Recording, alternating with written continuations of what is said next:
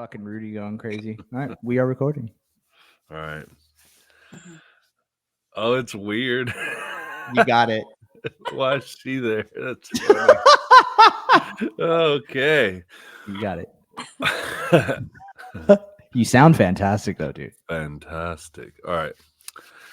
Welcome back to the Rude Dude Podcast. I am your host, the Lob Man Lobster Fresh Henry himself, along with my partner, my pal, my guy, Cameron the Cree. Cameron, how are you, pal? Well, you know what, man? I'm doing okay today, bro. Was in the office. Yeah, there we go, dude. Right back at it. I was in the office today. Day kind of dragged.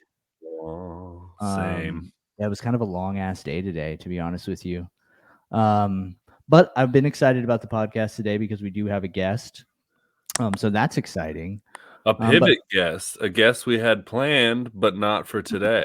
Yes, and we have to thank her for that when we get her on for the podcast listeners who can't see her right now because she's just awkwardly sitting here. When you look at this, you watch us on YouTube, For the video you'll be able to watch. listeners. Yeah, for the video listeners, she's sitting there laughing. But she came up on the fly and really saved the day, so we appreciate her for that. Before we get started with that, I was listening back to last week's episode, and I had a moment of clarity, shall I say. It was a point in the pod where Hen and I were talking, and we were talking about my wedding and everybody dancing and having a good time.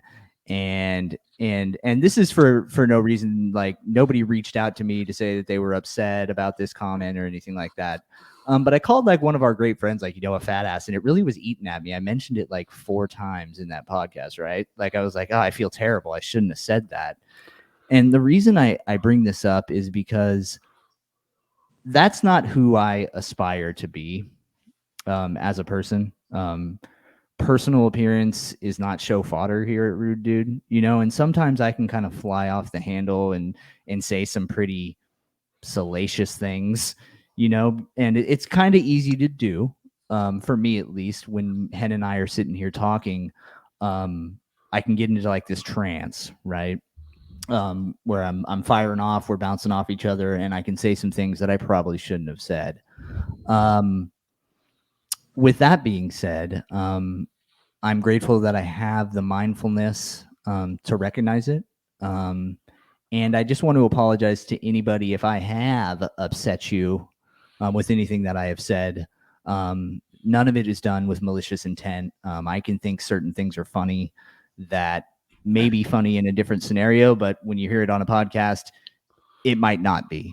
And you can take things out of context, and people's feelings can get hurt, and that's not what we're here to do. So I hope that makes sense. And I'm going to be better moving forward. Does any of that make sense, Hen, or did I just sound even worse? No, that was great. I think everything you were trying to say came across beautifully. It was excellent, and yeah, sometimes we just get to rambling and we get a little flippity at the mouth, and we also realize that we should perhaps sometimes use the power of editing, because we pretty much just one take these and drop them as is. Our boy Michael tunes them up nicely with, make them sound good, but we don't really cut anything or chop anything up. We just do it as is. So maybe we should, use our best judgment, and yeah, if we get a little out of pocket, maybe put it back in the pocket. Yeah, we just put it back in the pocket. And I think the funny thing is a lot of people who got canceled for saying like really bad things, like dude, you could see how that can happen, even though I didn't say anything like that would get you canceled, right? But like, you can see how that can happen, right? Like for me, at least, from just that, like, if you were live on a show, like something just goes boop, yeah, and you're just like, oh fuck, I shouldn't have said that. Like, so it's wild. And that's what we were talking about, is that like, we're not live, but we play them, we drop them as though we were live, because they're just one take, and we just like, okay, that was good, throw it up there. Yeah, but, I think The next evolution is going to be us cutting some things out. Not much, Not much, but you know, just but in things case. like we were talking about, like I was just talking about, like things that could possibly hurt someone's feelings or make somebody feel a certain type of way. Like we're not going to shy away from who we are. Like, you know, like we're kind of brash, we're funny, but there's a time and a place for it, and some things just don't need to be published. So, Word. if, like I said, if anybody's been upset and I've turned you off a little bit, I hope you can forgive me and keep listening to us because we'll just keep getting better. Now, with that being said, we have our guest, a family member of mine, Very special a guest. very special guest. I'm very excited to have her on. I have mentioned my Aunt Patrice on this podcast, my Aunt Toots. She was one of us who died from this disease, very young, actually. And my cousin Brittany grew up having to witness that. And I wanted to kind of get her on the podcast to kind of share her experience of what that looked like as a kid and how it's kind of shaped her to who she is today, because she's a wonderful mom of four. You know, she's married and all this, isn't an addict or an alcoholic. And I want to know how she navigated that. So with that being said, Brittany, how are you doing today? I'm good. How are you? I'm I'm glad good. to be here. Yeah, welcome and thank you for popping in on short notice for us. Yeah, of course. I'm glad it worked out fine. Yeah, because last week wasn't going to work out. She had the Marine ball. Her husband's a badass Marine, bro. Like his eyeballs shoot lasers, bro. Like I'm talking. We'll go with it. I'm telling you, hey, you know the inside scoop. But every picture, he's like one of those Marines that doesn't smile. He's just like, no. And he's super jacked. Yeah. Like, dude, just fucking dude, just a dude. He's super nice. But like, if you didn't know him, you'd be like, dude, that guy wants to fucking like rip my heart out. 100%. Well, yeah. They don't just like hand that Marine title out to any old buddy. So if you're a Marine, you're probably kind of a badass. Yeah, we should be retiring soon. So he's been in a minute. Yeah. He has been in for a long time. For our video watchers, and if you're not watching, you probably should watch so you can get a view of this beautiful accent wall behind Brit with this luscious olive green, if you will, and like a nice snake plant. Vibes are extremely high. For some reason, my camera zoomed out. I've got like 30 feet worth of space. Cameron's got some ugly shit on his walls for I'm working on it. Dog shit team Hey, that man. we don't. Dude, I was thinking about it. We don't share one sports team in common. We don't. We hate each other, all of each other's teams. I will say this: I will not take a slander. I will not tolerate it. I will not tolerate it, because you know what? That comes from just lack of baseball knowledge. The Athletics as a franchise are the top 3 for World Series championships. It gets missed. It's How the same many thing. they won while you alive, bud? It. Yes, there was 89. I was 1. Anyways, so it's the same thing like Niners fans telling us that they have more Super Bowls than the Raiders. You know what I mean? Same argument. The Giants are right behind the A's, though, so I will give them that. But no A's slander. They suck ass. My teams are terrible. The only thing I have to look forward to is the Kings and the Warriors. They can't beat the Warriors if they tried. Anyway, so Britt, yes, tell us a little bit about yourself. Oh, she's here. I am still here. Yeah, I'm here. So like you said, I'm a mom of 4. I'm almost 35 years old in a couple weeks. I live in Yuma, Arizona. It's hot as balls here. And what's that like?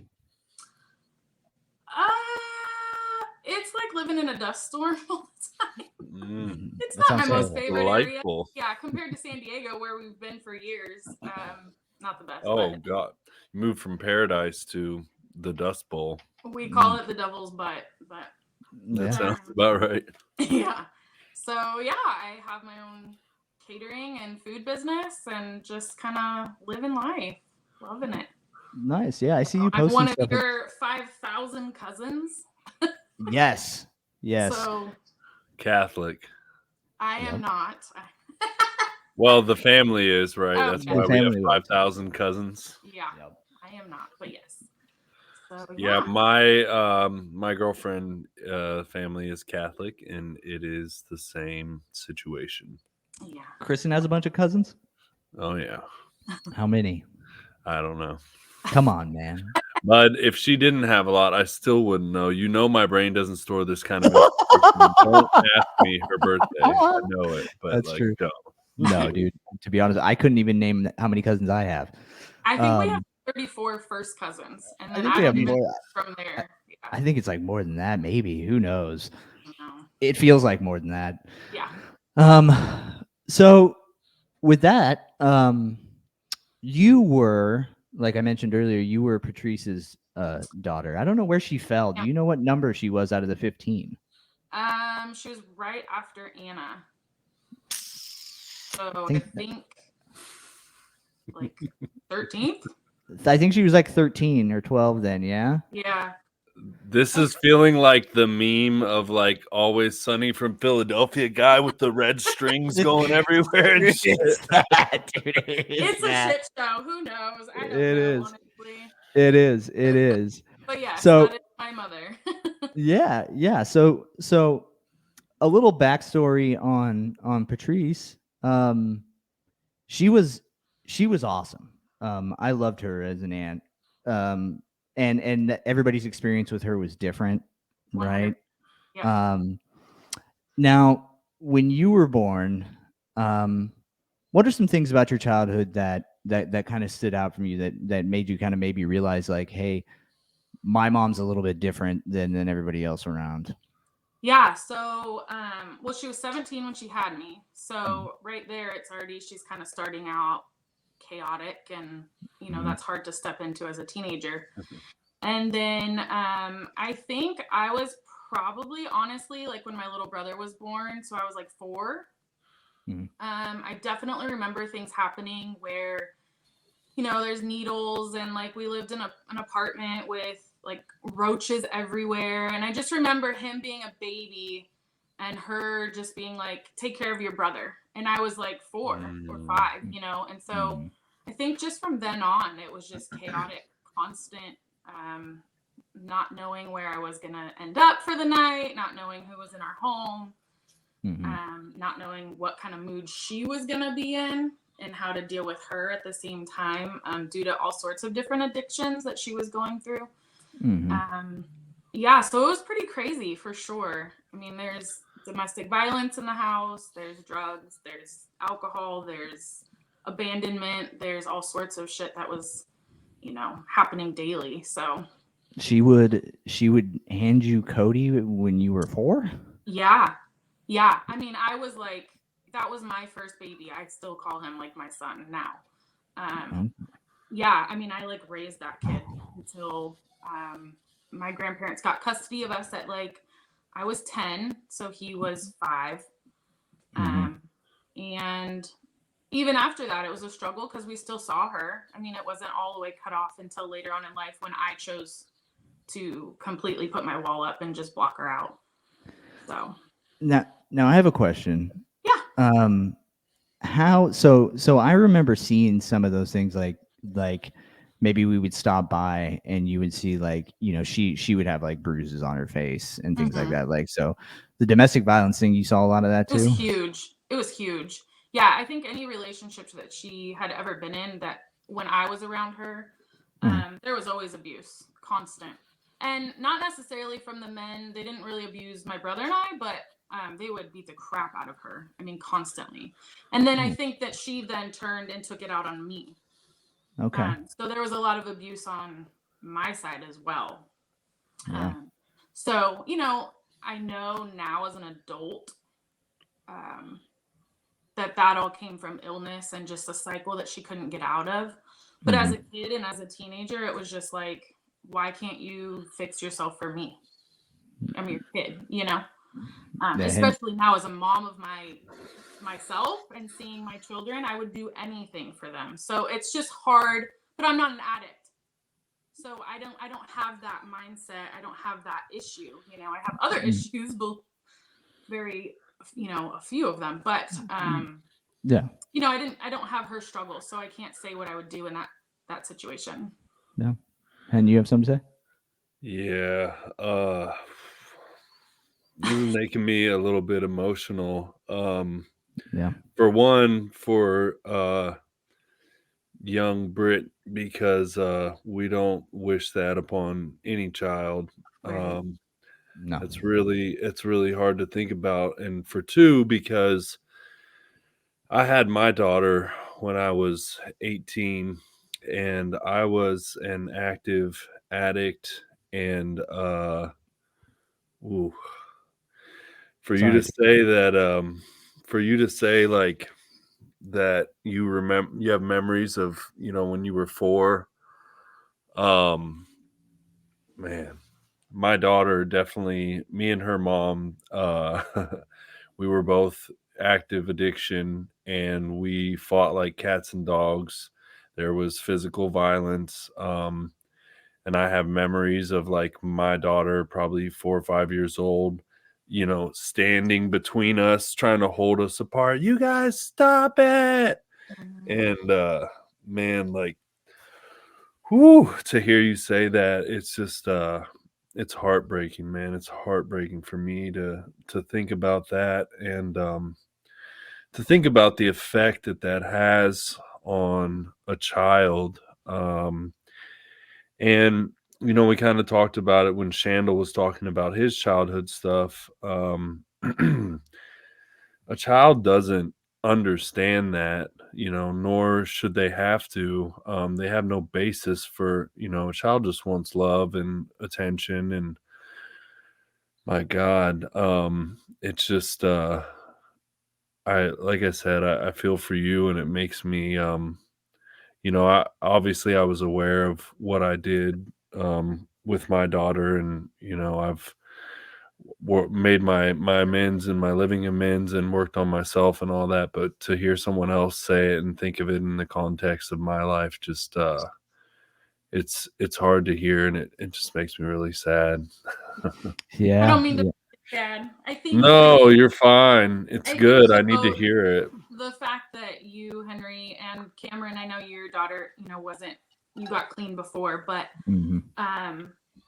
the fact that you're not in the same place now as you were then is going to Right, speak volumes in her life.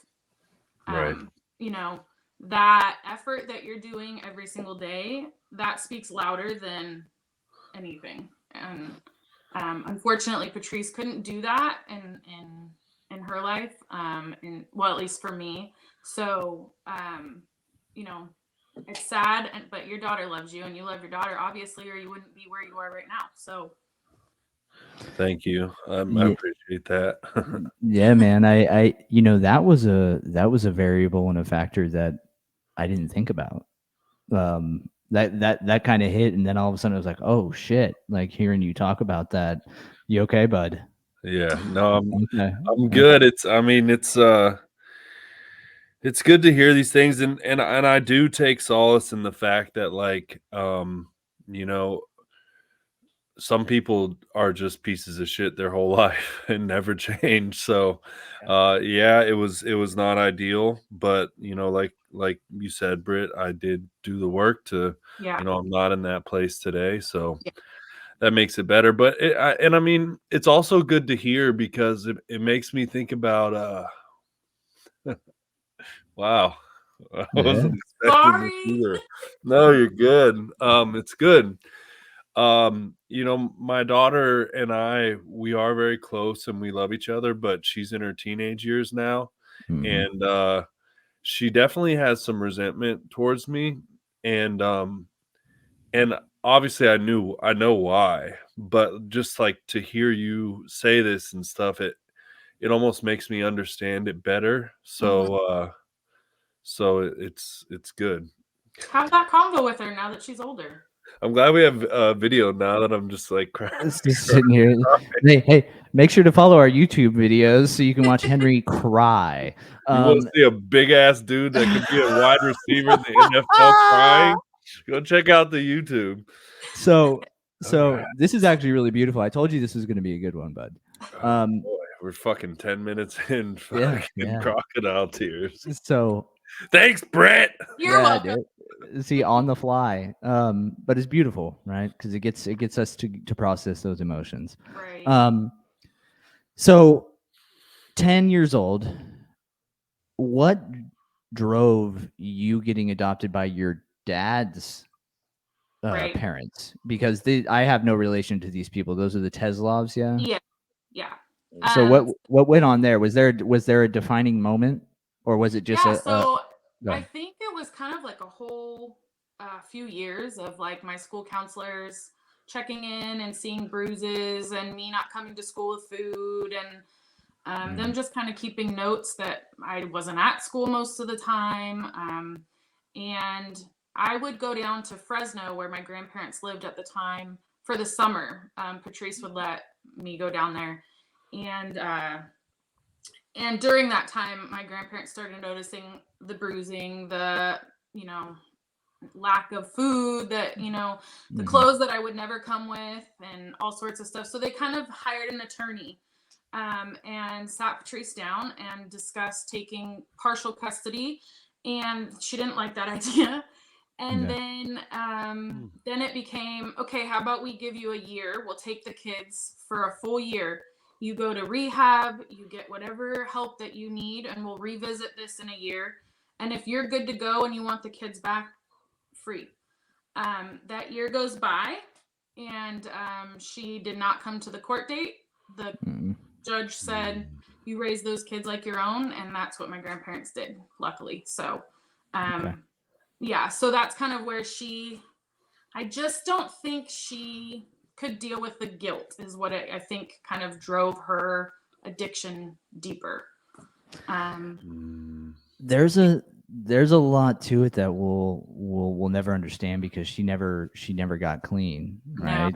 No. I mean, I tried. I know a lot of our aunts tried. I know the family tried to get her into treatment a bunch, and it just never happened. Yeah.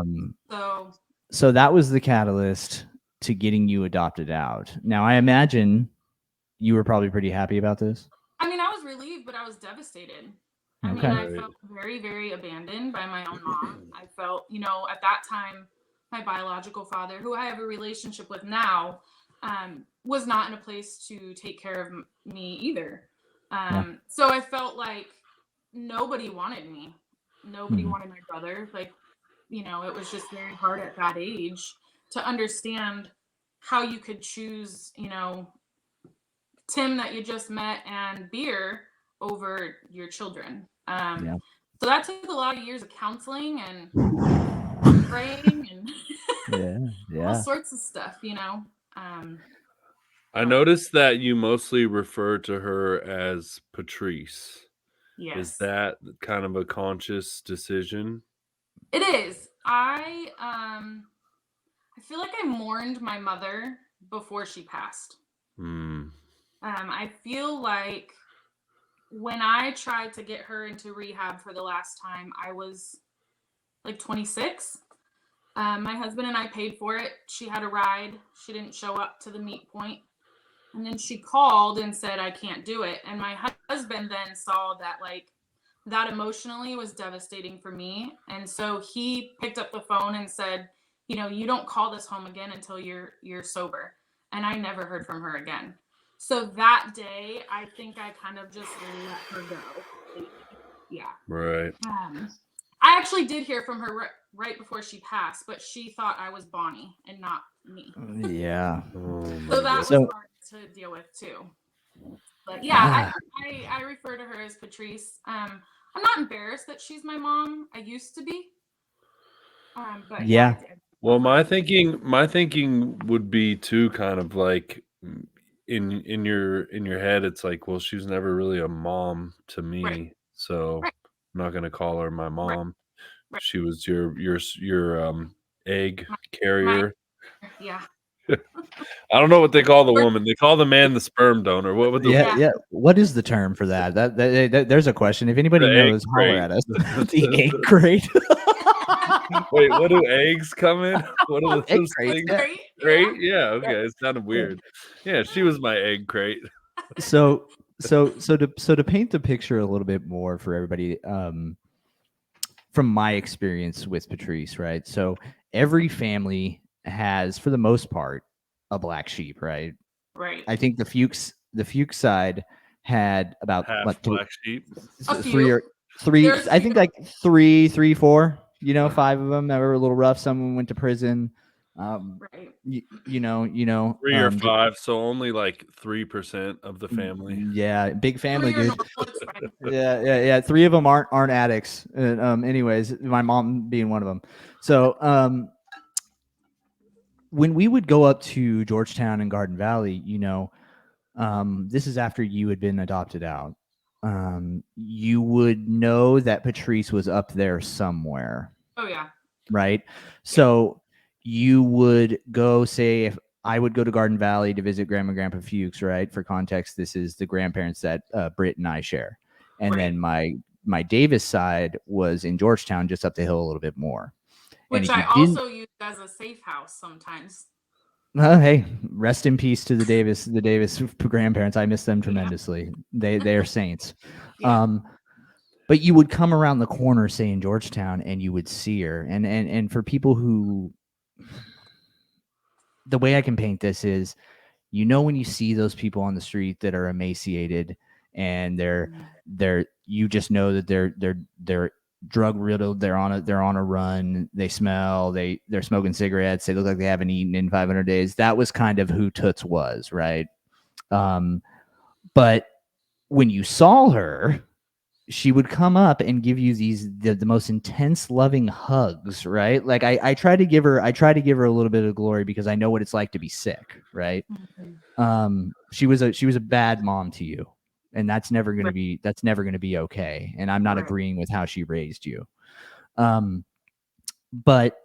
But you would see her and she'd come up and she'd kiss you, and sometimes she'd give me weed when I was a teenager and I'd be super stoked on it. And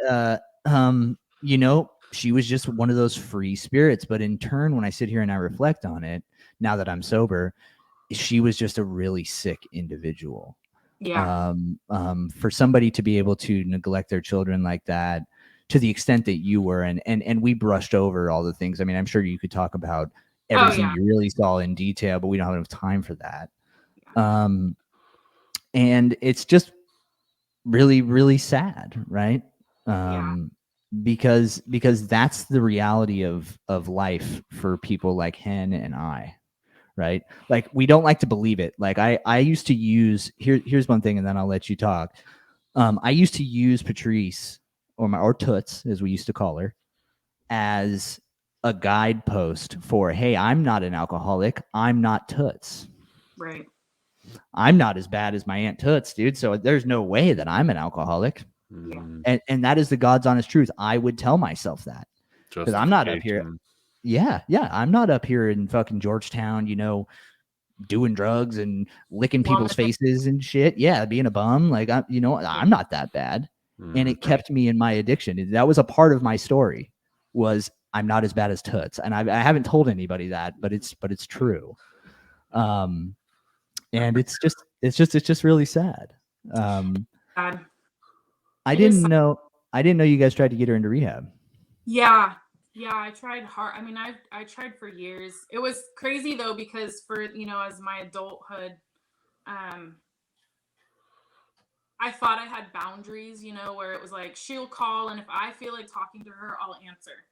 But even sometimes, when she would call, it would just trigger this massive anxiety, and I would lash out at my husband. I would lash out at, whatever. And it was just like, I don't know why I'm lashing out. I'm just pissed, and then I came to realize, well, she's triggering some shit. And so, that's ultimately, after that last attempt, it was like, I just can't mentally and physically keep doing this to myself or my family that I am now responsible for. Yeah. But no, it makes me really sad. I went through years of counseling as a teenager and as a kid, to forgive her, right? I forgave her years ago. But when I became a mom, it it brought so much back that I never thought I would ever deal with again, especially having a daughter who looks just like me, but with curly, crazy hair. I just look at her and I'm like, how, or why, or all of the questions just start to come back up. And so it makes me sad that she missed out on this. She missed she never met her grandkids. She met my husband one time, Mhm. you know, asked for drug money, and I was like, that's why we're not going to go around her again, you know? So, Mhm. you know, I think being able to now kind of see her for her faults, but still be able to love her as my mother is what I'm learning to do. Yeah. Because it's hard. It's hard. So paint me a little bit of a picture. When you were, did you go with your grandparents when you were 10? Is that what you Yeah. said? Yeah. So when you first, so 10 through like teenage years and stuff, what what did you how did that affect you? Like what did you feel like? What were your what do you think were like the all the effects of that as you were going through your formative years? So I had massive abandonment issues. And so I kind of looked for it in groups of friends that I shouldn't be looking for it in. I looked for it in male attention. I looked for it pretty much wherever I could get validation that somebody wanted me. I did. I was looking for that constant. But yeah, so I was a rebellious teenager. I put my grandparents through hell. I snuck out constantly. I lied about everything because that's what I was used to doing before. Drugs and alcohol? I drank some. I was too afraid to try drugs, honestly. I smoked weed probably twice. Yeah, that can have that effect. I think like Yeah. my mom is the daughter of an alcoholic and she's just like not interested. Yeah. I mean, I was Because like she my saw what party it phase. You know, I yeah. definitely drank, but I was never dependent. I never woke up craving it. I never, you know, I didn't have that. I more was ashamed that I drank, you know, and had that like forgetting shit because I drank the night before. Like that just, I felt, I was like, oh my God, I'm turning into her. And then it would like, you know, That snap makes back. sense. Because I was gonna say it's kind of interesting to me. I feel like a lot of people in your situation the other way, or as in like the same way as their parents, like, oh, this is what we do, and mom did it, and whatever, and just kind of go buck wild with drugs and alcohol, Yeah. especially when if they didn't have, you know, that kind of support or anybody that cared, you know, early Right. on or whatever. But your grandparents were how were they as like your new parents, basically? They were good. I mean, they didn't give up on me. So that's important. Yeah, word. And you know, they tried real hard. They got us into sports. They, you know, if I wanted to see family, I could go see family. They were never restrictive or anything crazy. Yeah, they got me into church. I danced, you know, I had all sorts of things that I had not had prior. So, I mean, I can't Bless thank their them enough, heart. honestly. Yeah. Yeah, they gave you the childhood you deserved, right? Right. I do think it's super interesting that you didn't turn to substances. You know, I hats off to you, because we come from that line of Yeah. the quote unquote demon blood, Right. right? Like the My fact that brother, you my brother is not so lucky. You know, he still struggles, I think, okay, with addiction. So, but he, you know, it's funny because we were raised, you know, he saw just as much as I saw, and he wasn't the brunt of like the abuse side. He was like the golden child, so to say. But you know, he saw things just like I did, and the way it affected his brain is so different than how it affected mine. So it's just been crazy to have like two different outcomes in the same, you know, from the same situation. I think it's a blessing that you didn't attack it that way, because I think people like you and kind of like what Hen and I are doing, because Hen has alcoholics in his family, right? Like you just talking about his mom and things like that.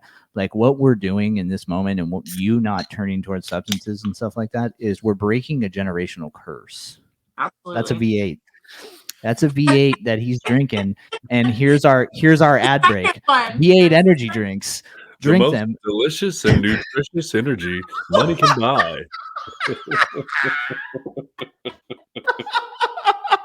Sponsor us, V8 energy drinks. I promise you, don't listen to the last episode. I'll stop talking like that. But I find it super interesting, and it's motivating, and it's cool because it shows that even despite the tragedy and the chaos that you were subjugated to, you were able to deal with it in a healthier way, even though it probably was the harder route. And Hen, it seems like you wanted to say something. Well, I think this brings up a really important and interesting point, and we talk about this, how everyone's brain works differently, right? Everyone's wired differently, and your mom is an addict and you're not, and you don't completely understand it. But the interesting point that I was going to point out is that you and your brother, in essence, had the same experience, but it affected you very differently, and it went in different directions. Right. And I think that's important, like for you, for anyone, and I don't want to like tell you your business, but like for you to maybe find a little compassion for your mom, in the sense that, okay, she's like wired completely differently than me and I don't understand it, but like obviously it's a thing, and maybe maybe it was a little more complicated than what I could understand. Does that make sense? 100%. And I'm not gonna lie, I didn't start having that compassion, and I'm not trying to hype y'all up, but until your podcast. Look at that. Go on. Tell us more while I sip this delicious V8. Nutritious, 8 servings of fruit and vegetables per day. Clean, green teen energy, 80 milligrams of caffeine. No, because I had never really taken the time to talk to a fully recovered addict. As you keep sipping your V8. No, that's really cool to hear. We also have one of my girlfriend's friends, Micah, a big fan of the show.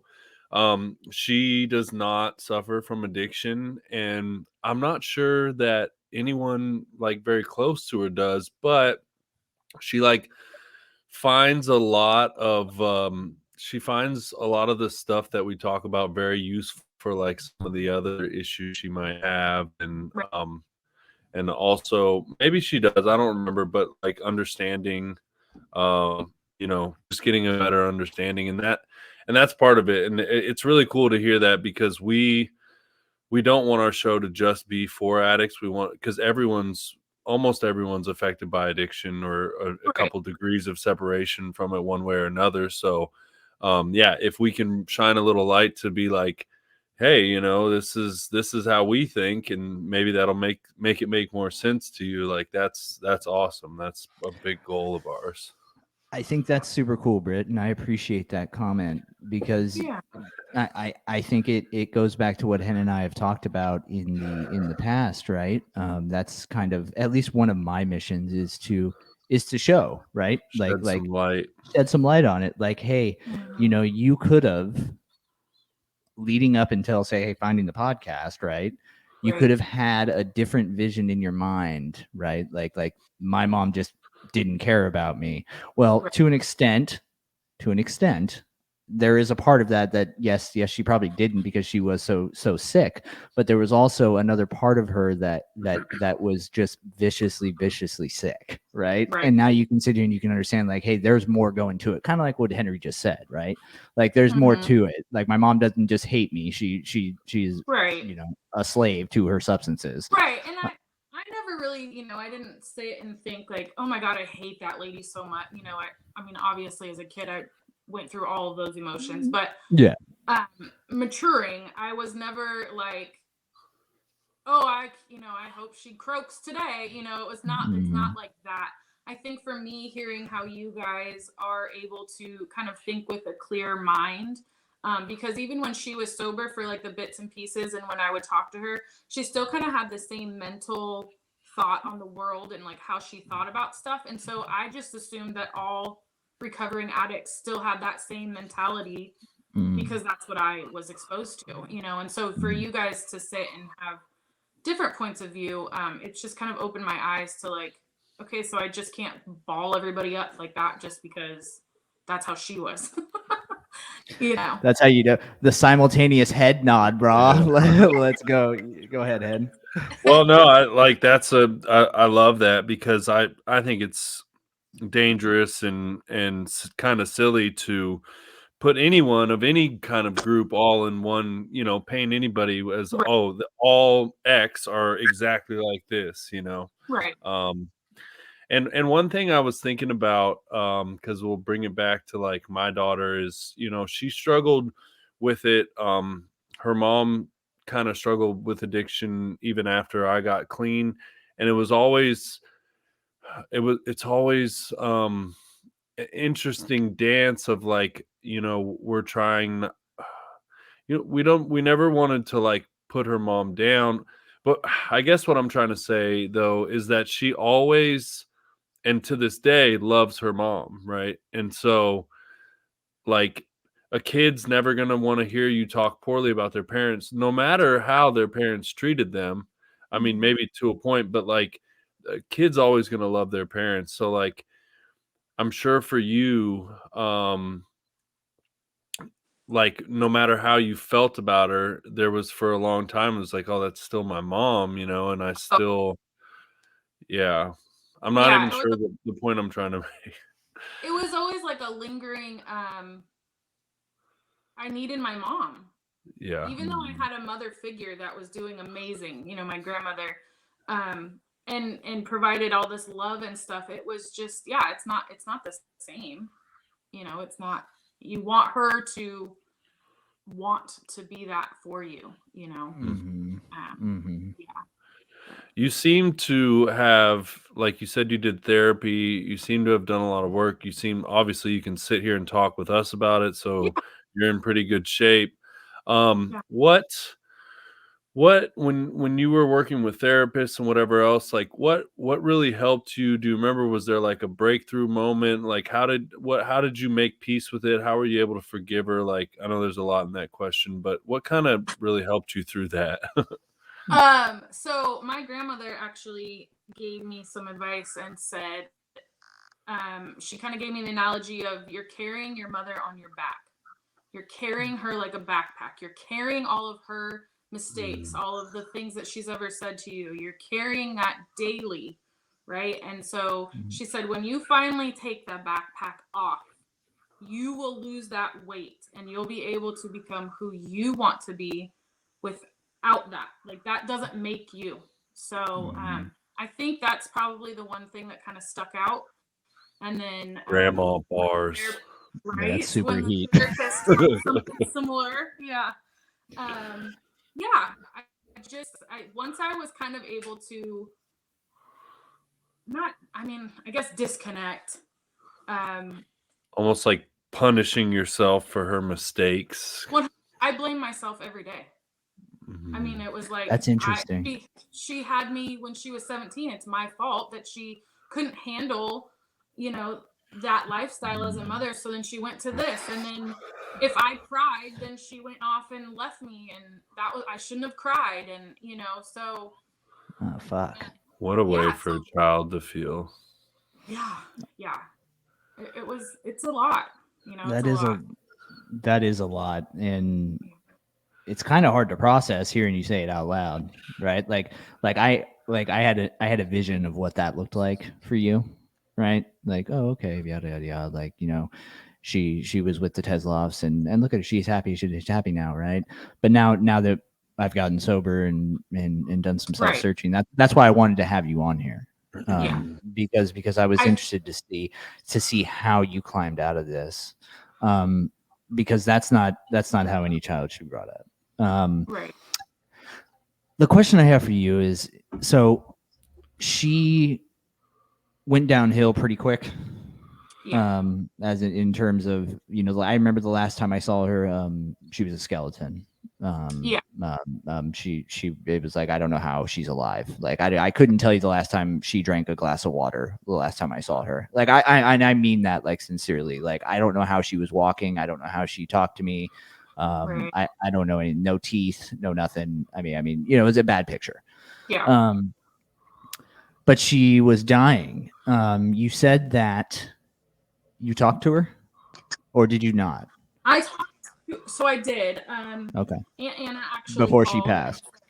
Yes, she Okay. said, it's been funny because the Fuchs side of the family, I feel like they've just tiptoed because nobody kind of knows that I can deal with it. I don't mind talking about her. I don't mind those kinds. But I know that family is always like, I don't want to overstep or bring shit up or That's super true. I get it. Well, then we don't want to dig up those. We don't want to dig that up for Right. you. Do you get what I'm Right. saying? Like, Yeah. like there's these trepidations. Like, hey, Brit, what was it like when your mom fucking beat your Right. ass when you were 7? Hey, Well, you know what I mean? Like, yeah. Tough girl. I can Clearly you are. I mean, Yeah. the fact that you're on here doing this right now is incredible, and I think you're very brave and you're very strong, and I applaud you for like even being able to do this right now. It's Thank awesome. you. It is beautiful. But go ahead. So Anna got you?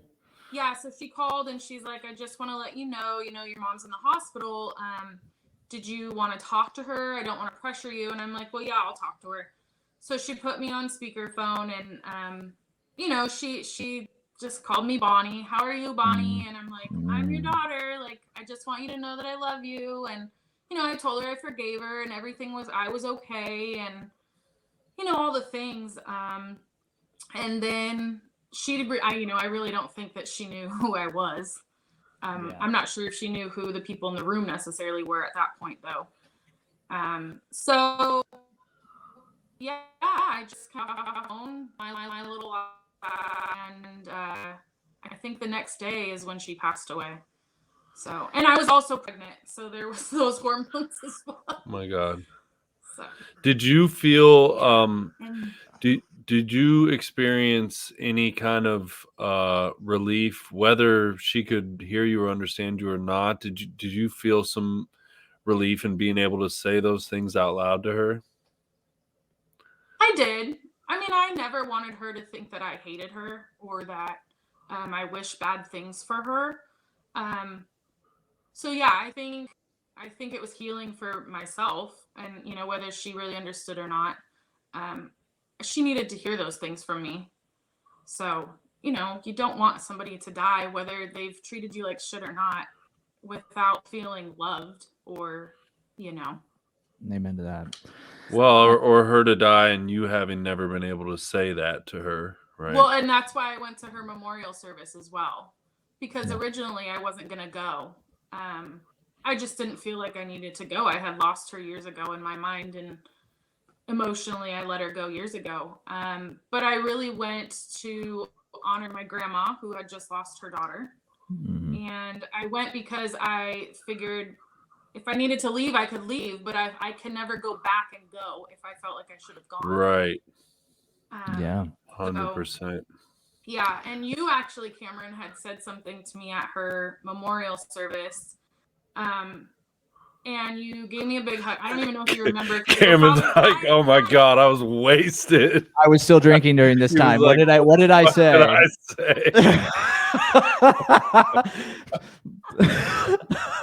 You were like, flippity doo-dah, suck my cock, In 10 years' time, I'm going to have a podcast and I'm going to say very salacious things. Go ahead. What did I do? I gave you a warming hug. You actually did give me a big hug. No, I had gone to the bathroom because I was upset. I was listening to all the stories about these fun times that everybody had with her. And I literally could not I didn't have one of those to say. And so I walked to the restroom and I came back, and Cameron, you came over and gave me a hug and said, she didn't know how to show it, but she loved you. And then I just like, okay, well, I guess I'll say something. So I stood my little ass up, and I just said that it was good to be able to hear the stories that I wish I could have said myself. Right? Like, it's good to hear that she had fun memories. It's good to hear that she was still extremely loved, and all the fun, even though I don't agree with most of the memories being said, that she was enjoying life still, because again, like I said, I never wanted her to be miserable just because she couldn't do the mother thing. At least someone had fun with her. Yes. Yeah. Dude. So Well, here's proof. Here's proof that drunk Cameron wasn't always a bad person. All right. See, Heyo. I came with wise words and, That Yeah. is comfort and solace. Yeah. That is You did good. Now she Thank died. She died what? 42. Yeah. Do you know how old? Yeah, I think 42. she was 40. I think I remember my mom said that they were having her, the doctor like let her drink a beer So in she the didn't have a hospital bed, so she didn't have seizures. Like this is Yeah. the level of alcoholism we're talking about to paint the picture Yeah. for people. On her deathbed at 42, dying of cirrhosis, and that's the reality of it of this disease. Right. But there is a shining star, due to her, Mhm. and that is you, Brit. Yeah. You have overcome, all that comes with that, and from everything I can see, and when I see you around with the family, you're a fantastic mother. Your kids are wonderful. They're beautiful. You live a wonderful life. Like I said, from what I can see, and I believe it to be true. I'm not perfect. No one is. No one is. Hey, you kids better shut the fuck up for an hour. Mommy's on a podcast. I'll beat your little ass when I'm done. How do we know she didn't say that? Pretty close. I guarantee you she probably did, dude. Pretty close.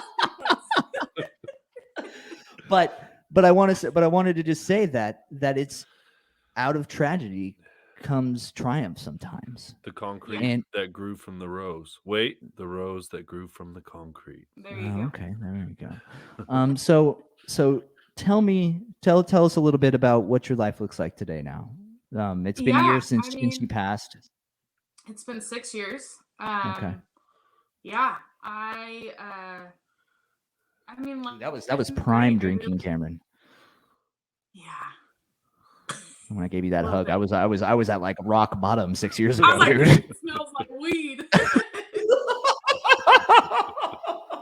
Sorry, go ahead. Sorry, don't mind me. Doesn't know me. No.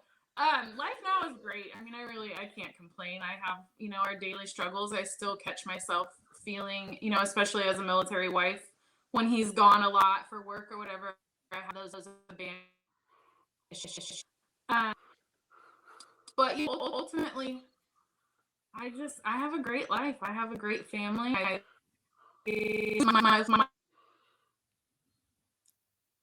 We're losing you. Uh-oh. I'm gonna pause her. Go.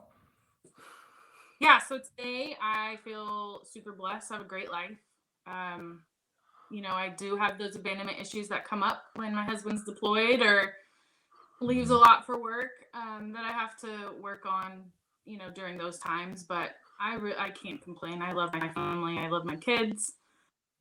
I was here for a reason, and I feel like it's for them and to break those curses that, Patrice couldn't. So yeah, that's why I'm here. So we had one thing I noticed earlier and I wanted to bring up, but we had similar but almost opposite realizations when we had kids, you and I, Britt, because you said when you had your kid, it was kind of like, oh my God, I love this child so much. Like, how could she do that? Right. Because I could never. Right.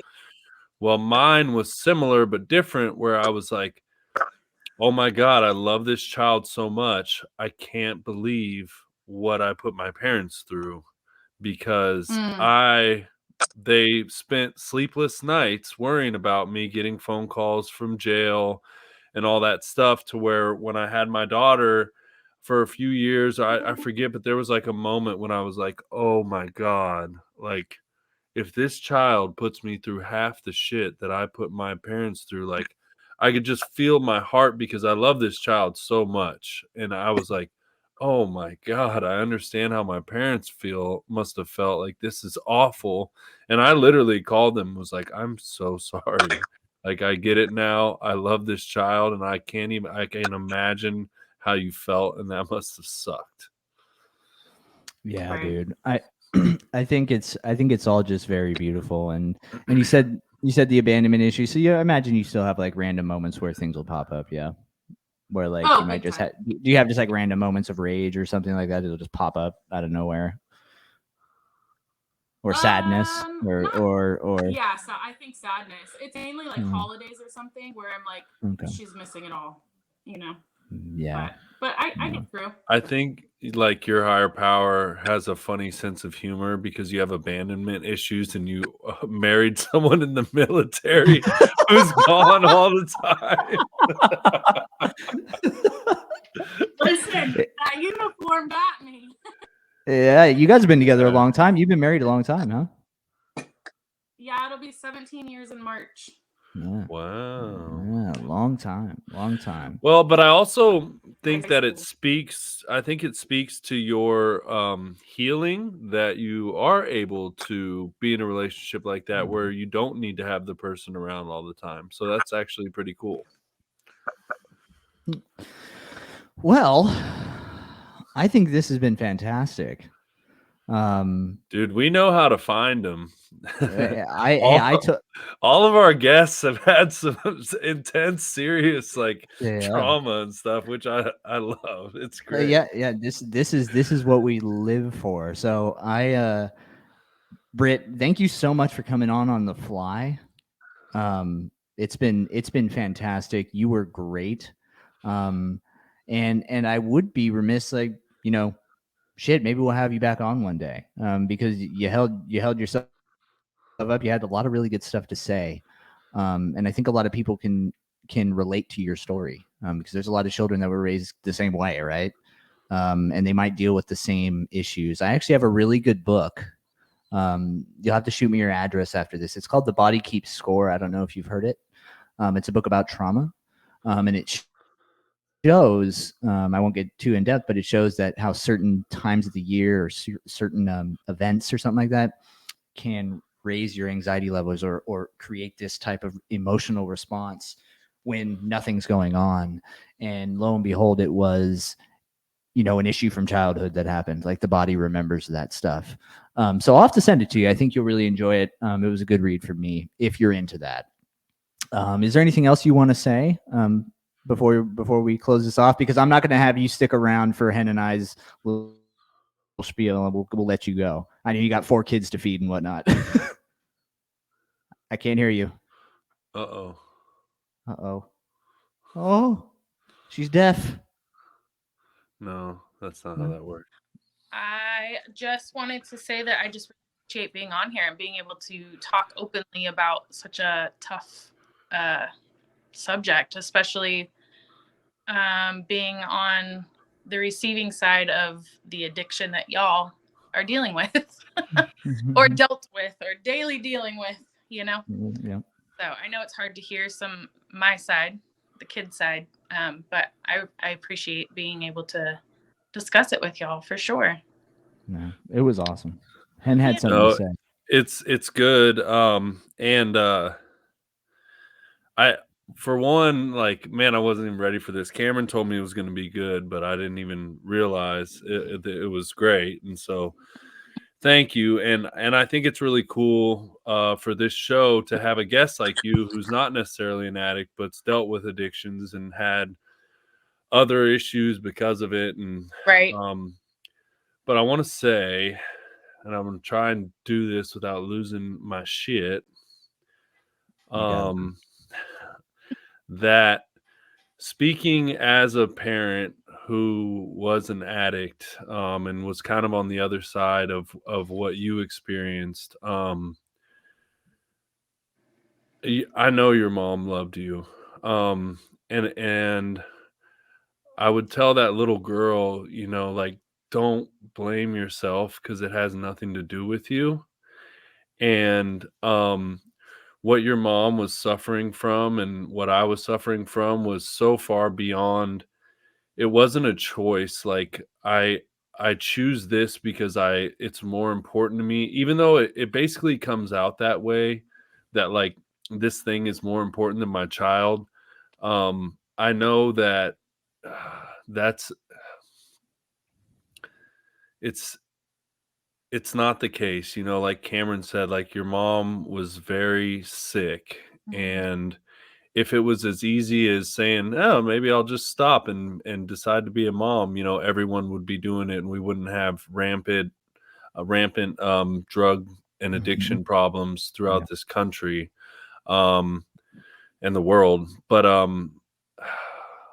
I just want you to know that I'm sure that your mom loved you, and I'm sure that, if she could have, she would have loved to have done it differently. Because speaking from experience, I know I love my daughter, but what had a hold over me at that point in my life was stronger than anything I had the capacity to fix or change or make better at that point in my life. And I made it out. Some people do, some people don't, but um, just know that, you know, um, it is really hard and it's really complicated, and you are lovable and you are loved. And I'm really glad also that you were able to forgive your mom, because we talk about a lot that forgiveness is not necessarily for the other person, it's for you. And it's like your grandma said, right? Take that fucking backpack off and walk with free from that weight. Yeah. But anyway, yeah, I just wanted to say, I don't know, I'm having trouble tying it up, but I think you get it. I appreciate it. I get it. Okay. All right, Brit. Well, hey, thank you again. This has been. Yeah. I'm going to actually say that I bet you this is probably going to be one of our best episodes yet. To be honest with you, I think this content's been fantastic. You were an open book, so I appreciate you. I hope your 4 kids haven't burned down the house yet or anything like that. Playing Legos and doing homework. I think we're good. You've done a good job then. So, hey, Britt, I love you very Don't beat much. your kids if you step on a Lego. I love you, Britt, and love I'll let you go. Thanks again for coming. Thank you. Bye. Thank you very much. Wow, dude. Yeah, man. I'm like, I feel like I'm in like fight or flight mode. So like anxiety and I didn't know. It's kind of fun for me or the other person, because I was kind of went into that blind. You know what I mean? I had a tiny idea, but I really didn't know. And holy shit, man, that was and I had no idea it was gonna parallel or mirror my story. So that was fucking cool. You said she was gonna be an awesome guest, and you were right. And I would like to go cry or smoke a cigarette or crawl in a hole or something. I don't know how I feel right now, dude. Hey, man, that was actually a variable that I didn't even think of. I didn't think about that at all. Dude, I just pictured her as my daughter. She is my daughter. She is Katie, and I was like, holy shit. Yeah, but that's okay, man. That's okay. And feel the emotions like we talk about, bro. Because Reddy, you are you today, bro. You know what I mean? Like Katie's not seeing that same person anymore. So, but yeah, it was powerful, man, and it just shows how insidious this disease is, right? Like, 42 years old, missed both of her kids' lives. But I think the greatest part of that whole interview, and it even got me a little emotional, to be honest with you. There was a moment there where I was just like, you know what I mean? Like, it's hard to not hit you in the feels when you hear that type of stuff. But what I don't want you to do, as I'm looking at you in the face, is I don't want you to beat yourself up over this. Don't do that. I know that's easier said than done, but don't, because we can't do anything about it. Just like I can't change the things that I did. You know what I mean? You're a great father, and everything's okay. All right. Are you okay? Well, yeah. Well, I've gotten pretty I guess good. I don't have the right to say that. I mean, you can feel how you want to feel. No, you're right. You're right. Well, I've gotten pretty good at not beating myself up, because I've done so many beat myself up worthy things, and I've beat myself up so many times, and I've learned that there's no value in that, right? No. So it's not so much beating myself up, but I will tell you, there is a beautiful moment of clarity in this. And that is, as I mentioned with her, and I'm going to reiterate it, I've been going through it a little bit with my daughter. She's a Mm-hmm. teenager and she has some resentment towards me. And I've kind of been like, man, okay, I get it. I did something, but like, can we move on? Let's, I'm here now. I'm better now. And, can we just kind of move forward? But the beautiful moment of clarity that I had hearing that from someone else's perspective was that I fucking hurt her. She was hurt. She had a rough time. Like it was hard for her. Um, and it makes me understand more why she could still be mad. You know what I mean? So that is beautiful because the Randall Brown's phrase comes to mind. I'm sober now. Do you forgive me? How we get clean and we just blank slate. Everything's better now, right? But I've done nothing wrong. But people get to heal on their own time. You don't get to tell someone, "Hey, you should be over it. Hey, it's okay now. Hey, I'm not like that anymore. You shouldn't be mad at me." We don't get to do that, right? We get to give our apologies, make our amends and all that, and the other person that we've wronged gets to experience their grief and have their experience however they have it on their own fucking timeline.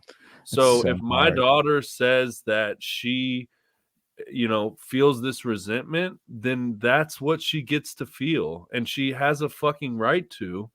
And hearing it, like I said, from another person, because we talk about this when you're so close to it, it's hard to see. You're in this tunnel vision, whatever. But when you back out, or these things that you can see in other people that you can't see in yourself, so for her to talk about it and me to be like, oh, okay, yeah, that was really fucked up, and I can understand why she would still be hurt. So I guess that's the beautiful moment in it. And my daughter doesn't listen, but I'm gonna try and get her to listen to this episode. I know because in our analytics, there's a 0 to 17 age group, and it's 0%. And I'm like, one of these days she's gonna listen to old dad. She Hopefully will, but this is the one. well, hopefully she does listen to this one. And I think what you said was really good, man. Because it gave you a little more insight, right? It's helped your understanding, in terms of being okay with the fact that she might still have a little bit of resentment. You know what I mean? And Letting is her feel how she feels. letting her feel how she feels. And I'm glad that you brought up the clean slate thing, because that's the hardest thing. That's the hardest thing. I still struggle with that today. I really do. Where, hey man, I haven't drank in so many days. Why are we still talking about this? It's all well, right? Everything's fine. Well, no, in some cases it's not, and it takes a long time. And Brittany was a testament to that, right? It took her years to get to that point. I mean, years. I mean, she was taken away from her mom at 10, and finally, I mean, she's our age, and it seems like she finally has come to terms with it. Really, from what I could posit from that.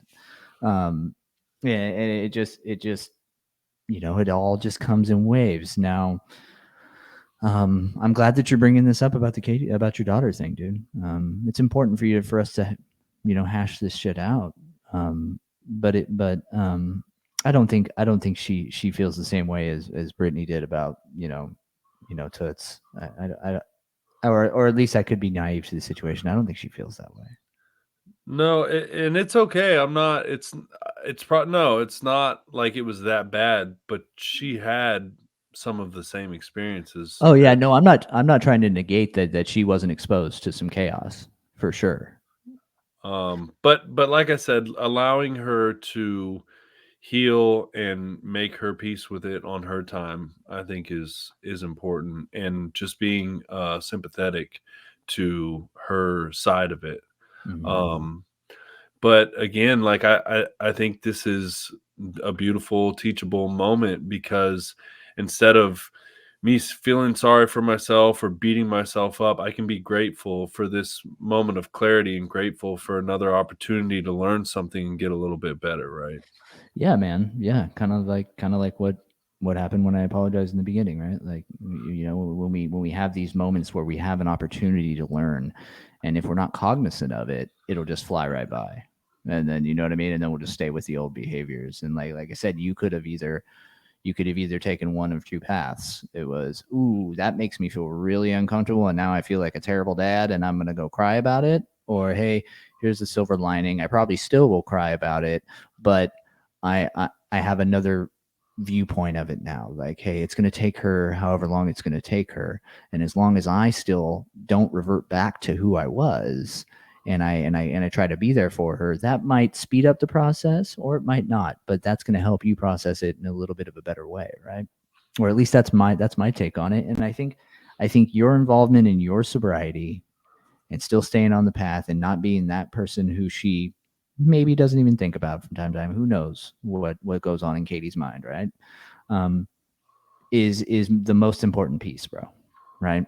Because if her first thought is, oh, hey, this was my dad back in the day and I have some vague memories, well, he's still doing the same shit out in West Virginia, blah blah blah blah blah blah blah, so fuck him. But that's not the case, and I want to hammer that home for you, right? Like that person of the past is not who you are today.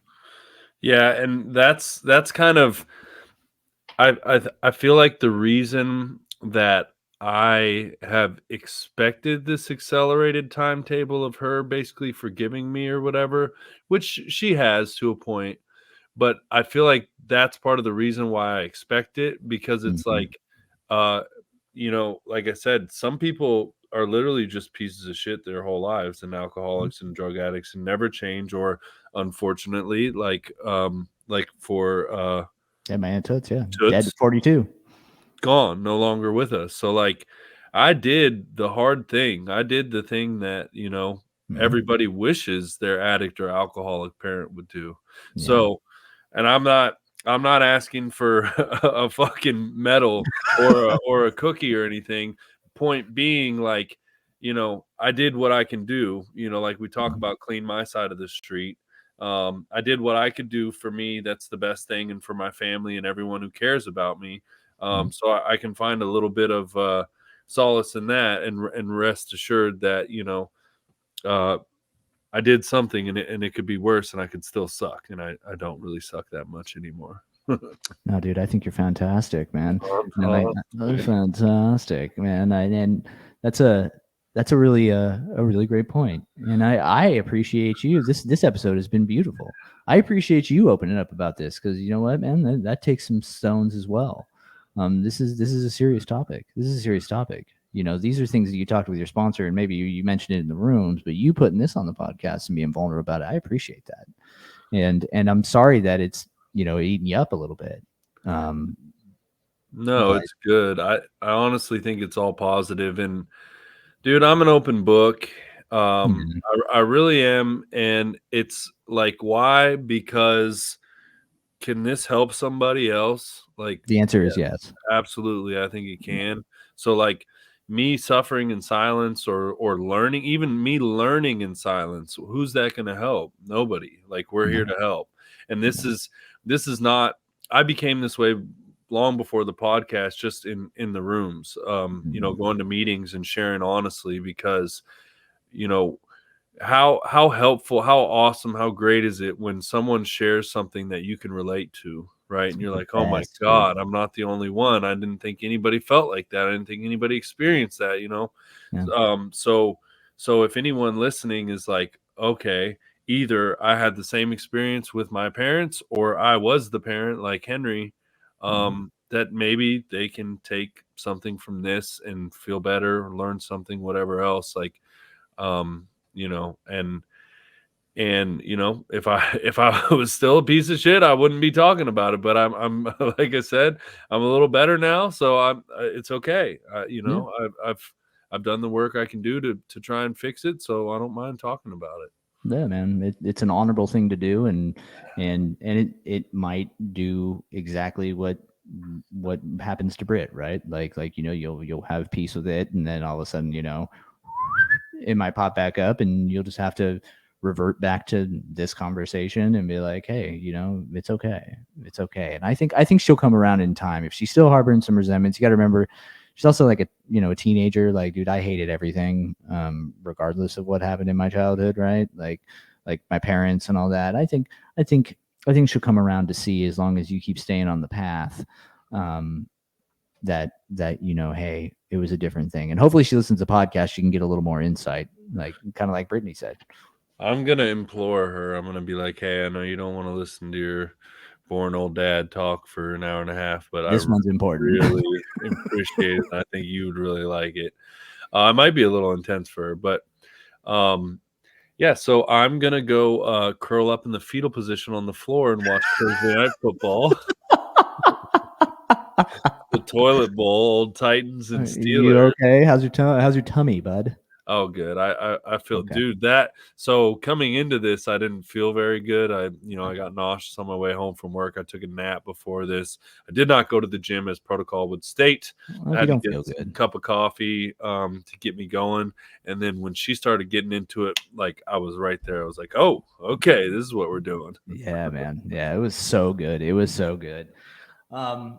I think maybe next week, maybe I know our loyal listener. Hey, Forrest, what are your plans next Thursday, bud? I'm gonna put it on this right now. We might get you, or we might do fun lunch next week. Who knows? Tattoo Man flaked on us, but I think it was actually a blessing in disguise. We're not going to call it a flake. No, he didn't flake. He didn't flake. I take that back. Come up. He had some shit come up. Life is gonna life. Life happens. Yes. Okay. What a beautiful episode. What a beautiful episode. I will give us our spiel with a new little part. Give us a follow on Spotify. 5 stars would be fantastic. A like and a share would be even better. Give us a follow on Apple Podcasts, Samsung Music, Amazon Music. As well, 5 stars and a follow would be really good as well. Like if you're listening, give us 5 or don't give us any at all. Give us 5 on it. If you haven't followed on Apple, I know it's easy to just listen. Hit the follow button, please. It really does help us get this podcast out to more people. Have that people. thing pop up when it's brand new. You're waiting on the new episode. You are. Apple Podcast, bam, there it is. And if you haven't subscribe to our YouTube channel, please do that, where you'll be able to see this interview live and direct. We ride for respect. It is hey, that's fitting, dude. We're in rest in peace Mac Dre season. Yes. It's his birthday or the anniversary of his death? I think it's his birthday. Because I just got memories and I saw some stuff about it. I think it was his birthday today or yesterday. So, but he died very TIP to the Mac. Rest in peace. But yeah, follow us on subscribe on YouTube. We're whipping up little shorts. We're trying to figure out that platform. It's gonna be really cool. Give us a follow on Instagram. Follow us at Rude Dude Pod, all one word, all lowercase. I think that is it for right now. Unless Hen, do you have anything else you want to say before we close? Who wins tonight? I don't know, dude. I'm on the Steelers. I hate betting on the Steelers because their offense is absolutely fucking atrocious. Just ass. But their defense is really good, and the Titans O-line is awful. So I think JJ Watt's going to be all up in that ass tonight. Titans Steelers. Well, see, can Will Levis recreate his magical debut? I think Hopkins is injured, though. He better not be, dude. I got my fantasy lineup. What time is it? Oh, God. We better check before lock. But I guess what I've heard is that they were saying he was so successful because he had a lot of time. And today, I don't think he's going to have time. No, Hopkins is healthy, you son of a bitch. Make my heart skip a beat. It said questionable. I was managing my wife's fantasy team. Dude, we got a problem. Yeah? I play Kristen this week. Ooh. I've got guys on bye, and we are directly at 50%, 50-50. Well, dude, I need you to take an L, dude, because I'm gonna lose this weekend because I got McCaffrey out, I got Ayuk out, I got everybody out. I got nothing going on.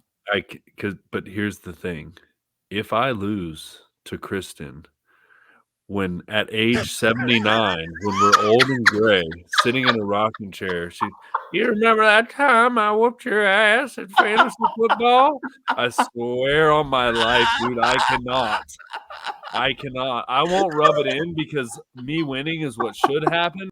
But she will find a way. There'll be a note by my coffee in the morning. Like get a random text throughout the day. The screenshot. Like we get in an argument, she'll just send me a screenshot of the final score. Like I can't, dude. I can't. I have extreme anxiety around this because I cannot lose to her, dude. It will be detrimental to literally the rest of my life. Dude, did she play sports? Oh yeah, she's very competitive. Very competitive. Okay, She played volleyball. She played softball. Okay, she loves that makes sense. Board game. She's very competitive. So like so you're not going to hear the end of it if she beats you. No. Like, thoughts and prayers, little mister listening to podcasts 3 months before the season just lost to dude. Yeah, I'm gonna hear about it. So I will be watching that game with the most attention. I don't give a fuck about any of my other leagues. That is the Super Bowl for me. I must have this win. All right, brother. I'll be praying for you to lose because you're creeping up. You're too close to me. Fuck you. One more game. We got a big game in Germany. Chiefs, Dolphins. Who do you got? Chiefs. I hate to say it, but I think the Chiefs beat them. I know I fucking hate the Chiefs, but I'm on the Chiefs too because the Mahomes Dolphins had an ass performance last week too. Yeah, he's gonna go ape shit. He's gonna have a comeback game, and the Dolphins don't play well against good Ds. They've actually played a lot of not very great teams. Yep. And the Chiefs defense is for real too. Yeah. I think it's a shootout, but I think the Chiefs take it. Yeah, if you're gonna go Mahomes Tua, I mean the only way the Finns could probably pull that off is if Tyreek goes off and somehow they set that run game. We have the storyline. It is Tyreek's quote unquote revenge game. They love to hype those things up. I love that. And homeboy hit 1,000 yards in 8 games, dude? That is lunacy. Wild, bro. Wild. So he could easily have 275 yards on Sunday. Yeah, I wouldn't be surprised. Like it's not out of the possibility, bro. Possibility. Yeah, it's wild, dude. No, dude. Before we close, now we're on a football rant. This is fun. We like it. Raiders finally fired McDaniels. Can we praise the Lord? And simultaneously fired Jimmy G. Yes. Shit, Jimmy G. Take a seat, bud. Dude, you got McDaniels gone, Ziegler gone, James G is not starting. I got Officer Farva at quarterback. I'm thrilled, dude. I mean, things couldn't get much better. Dude, so it's funny, but I actually feel some justification because it was almost like, am I taking crazy pills? Because Jimmy G had a really good record, right, with the 49ers. God, he just always wins. But I fucking hated him. I'm like, he sucks so bad. And everybody's like, look at his record, dude. He fucking wins. Jimmy G just wins. And then when I saw this performance the other night from him, I was like, thank you. He sucks. He fucking sucks. And this is why I hate him. People made me feel crazy, but he sucks. He's not as good as his record. And if we're talking about hills on which we would perish, it is that Jimmy G is not as good as his 49ers record. He's just fucking not. He's not. Dude. He did it on the backs of defense and talented players like Deebo Samuel, who we had to turn into a running back because Jimmy G couldn't throw the fucking ball. That's exactly what it is, dude. Kyle Shanahan's system. He made a bunch of great little fucking tiny little dink and dunk passes to receivers who are great at yards after the catch. Yep. And that's exactly that's what made it. When he had to make the big throw, what happened? We know. Dude, he missed Devontae twice on touchdowns, and he did that to us in the fucking Super Bowl. Dude, he's out of control. He can stay on the bench. Mark Davis is just lighting money on fire. I'm going to be the coach of the Raiders next year, dude. He has no money to pay anybody. So dude, somebody said they should give Marshawn Lynch the interview. dude, at least he'd keep it real. Badass would that be? Jesus, dude. Be like, listen, you know what I'm saying? We finna get out there and smack these boys. You feel me? Dude, we should get Coach Prime, dude. We got to get him out of Colorado. We need Prime. Like he would go to the dog shit Raiders. I don't know, dude. He does like flashy stuff. They are in Vegas. I bet you some NFL players would come if Prime was there. Oh boy, he'd command a hefty paycheck though. The Raiders can't afford it. Old bowl cuts still paying Gruden, McDaniels. I mean, dude, it's over with. Hey, they're paying Gruden and McDaniels $80 million to not coach the Raiders.